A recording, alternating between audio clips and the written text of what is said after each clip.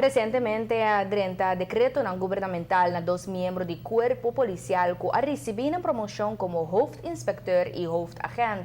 Mando policial hace uma apelação ribanang sentido de responsabilidade, teniendo na conta e funciona. Essa aqui está uma área que sempre o jefe de polícia acentua na ocasião ng asina, como que etahanha com sentido de responsabilidade ta onde é elemento ng mais importante din ng trabalho. E dos polícias que recebi ng decreto governamental junto com ng promoção da Sharin Carti, que abira hoofdagent na departamento de KZP, e Naldi Trump, que agora abira hoofdinspecteur encarregado do departamento de recherche.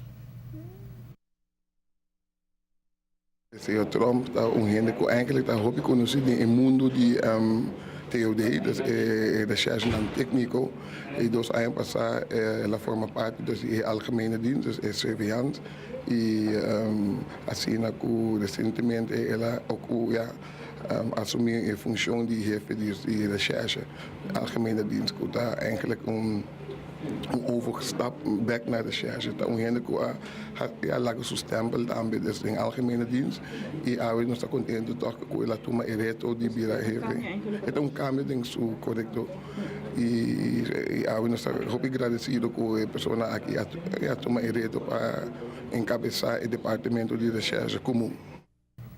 E de outra banda, me serviço com o hoofdagent Carti, da polícia hopi apreciado em seu departamento, onde esta traz esta é jeugd van de politie. Su jefe não explica que esta pessoa hopi dinâmico e, aunque jovem, ela sabe especializar su mestre by terreno de caso não que envolve jovem e delito não de índole moral.